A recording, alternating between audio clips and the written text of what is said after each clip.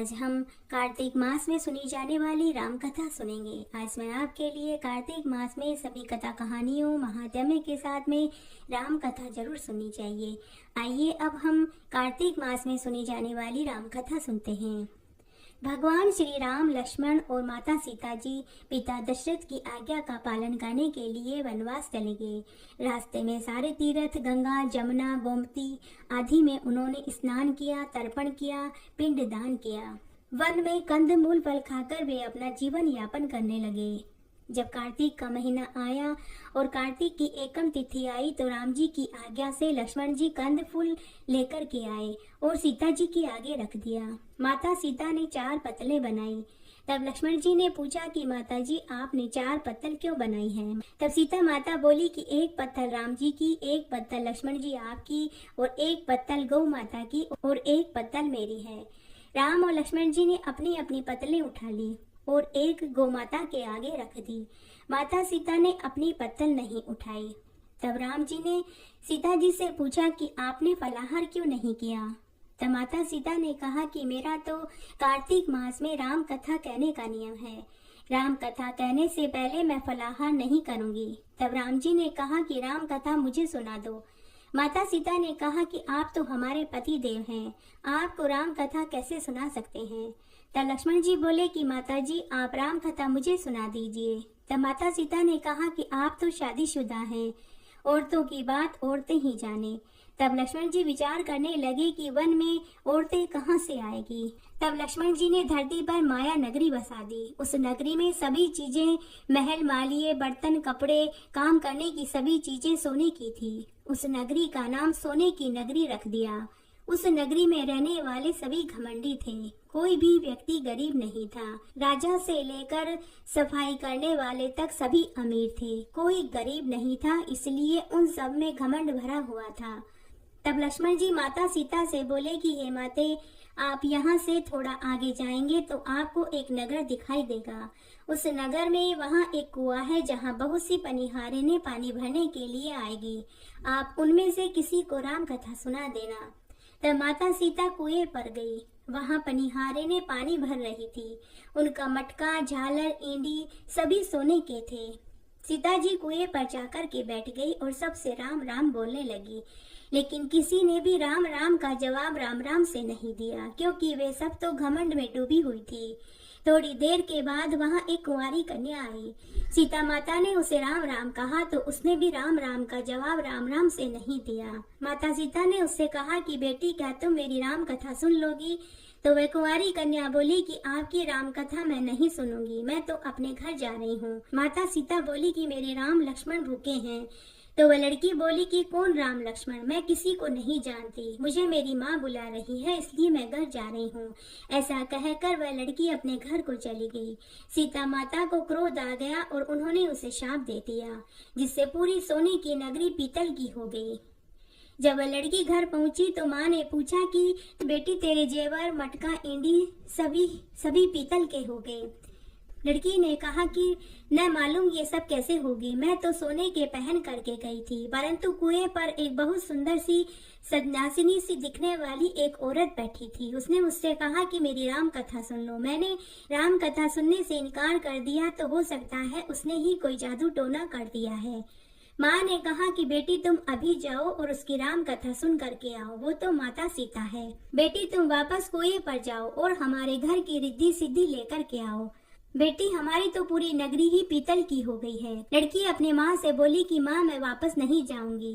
तभी उसके बेटे की बहू आई और उसने अपनी सासू माँ से कहा कि सासू माँ आपकी आज्ञा हो तो मैं माता सीता के दर्शन भी कराऊं और उनकी राम कथा भी सुन कराऊंगी।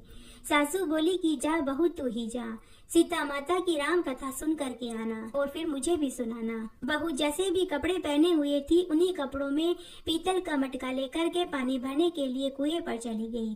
बहू कुएं पर जाकर के बैठ गई, खाली मटका पानी से भरती और फिर कुएं में खाली कर देती। यह देखकर माता सीता ने कहा कि तुम्हारे घर में कोई काम नहीं है क्या? बहू बोली माता जी मैं तो घर का सारा काम निपटा करके आई हूँ। माता सीता ने कहा कि तूने मुझे माताजी कहा है, इससे मुझे बहुत खुशी हुई। अगर तेरे पास समय है तो क्या तू मेरी राम कथा सुन लेगी? तो बहू बोली, माताजी आप राम कथा सुनाइए, आपकी राम कथा सुनकर ही मैं घर जाऊंगी। माता सीता राम कथा सुनाने लगी और बोली, चंदन की चौकी, मोतियों का हार, राम कथा हमारे गले का हार। राम ध्याऊं, राम मनाऊं, राम कहे तो परदेश जाऊं। उसके बाद सीता माता ने कहा कि बहू तूने मेरी इज्जत रखी है, भगवान तेरी इज्जत रखेंगे। इस मृत्यु लोक में तूने मेरी सहायता करी है तो तेरा स्वर्ग लोक में ईश्वर तेरी सहायता करेंगे। उसके बाद माता सीता राम कथा सुनाने लगी और बहू हुक्कारा देने लगी। माता सीता ने राम कथा सुनाई और कहा कि आओ राम, बैठो राम, झलभर झारी लाई राम, कीकर की दातून लाई राम, ठंडा जलभर लाई राम, सहपरिवार पधारो राम, झुगला टोपी पहनो राम, कड़ा किलगी पहनो राम, मक्खन मिश्री लाई राम, मक्खन मिश्री खाओ राम, स्वर्ण सिंहासन लाई राम, स्वर्ण सिंहासन विराजो राम, झालर टिकरो लाई राम, झालर टिकरो बजाऊं राम, शंख ध्वनि लाई राम, जुग जुग पांव लागो राम, निरखत रोमन मोहे राम, शरण अपनी ले लो राम, दूध कटोरा लाए राम, सीता चरण दबाए राम, सुखवर सेज सो राम, झालर पंखा ढोड़ो राम, हमें राम तुम्हें राम, रोम रोम में बसो श्री राम, घट घट में विराजो राम, मुख में तुलसी बोलो राम, खाली बैठे क्या काम, जब बोलो तब राम ही राम, बोलो पंछी राम ही राम, पूर्ण होए सब काम, मेवा चिरंजी लाई राम, रुच रुच भोग लगाओ राम, खट्टा मीठा चखो राम, चरखा परखा लाई राम, चरखा परखा चखो राम, जो भाई सो ले लो राम, मन में धोखा रखना न राम। राम कथा पूर्ण हुई तब माता सीता बोली कि बहू तुमने हमारी राम कथा सुनी है, तुम्हारी राम कथा सुनने से तुमने हमारे भूखे राम लक्ष्मण को खाना खिलाया है, भगवान तुमको सातों स्वर्ग का सुख देंगे। सीता माता का आशीर्वाद लेकर बहू अपने घर जाने लगी तो माता सीता ने अपने गले का हार उतार करके बहू को पहना दिया। बहू ने माता सीता को प्रणाम किया और घर आई और घर आकर अपनी सास से बोली कि सासू माँ मेरे सिर पर से मटकी उतार दो। सासू बोली, बहू तेरे तो कपड़े सच्चे गोटे के हो गए और तेरे सिर की झालर ईंडनी हीरे मोती पन्ने से लड़झड़ कर रही है और तेरा पानी का गगरा भी सोने का हो गया है। ये सारी चीजें तू कहाँ से लेकर के आई? अगर राजा जी को पता चलेगा तो वे हमें दंड देंगे। बहू बोली कि मैं तो माता सीता की राम कथा सुनकर के आ रही हूँ, उनकी ही कृपा से ये सब कुछ हुआ है। सास बोली कि बहू ठीक है, अब तू रोज मुझे भी राम कथा सुनाया कर। बहू रोज सीता जी के पास राम कथा सुनने के लिए जाने लगी और घर आकर अपनी सासू माँ को भी राम कथा सुनाने लगी। इस तरह 1 बरस बीत गया। तब बहू माता सीता के पास आई और बोलने लगी कि माता जी आप हमें राम कथा के व्रत का उद्यापन बताइए। माता सीता बोली कि 7 लड्डू 1 नारियल लेना, फिर इसके 7 भाग कर देना। 1 भाग मंदिर में चढ़ाना, मंदिर बनाने जितना तुझे पुण्य मिलेगा। 1 भाग तालाब पर चढ़ा देना तो तुझे तालाब खुदवाने जितना धर्म लगेगा। 1 भाग भागवत पर चढ़ा देना तो तुझे भागवत सुनने जितना फल मिलेगा। 1 भाग तुलसी पर चढ़ा देना तो तुझे तुलसी का विवाह कराने जितना फल मिलेगा। 1 भाग कुंवारी कन्या को देना तो कन्यादान करने जितना फल मिलेगा।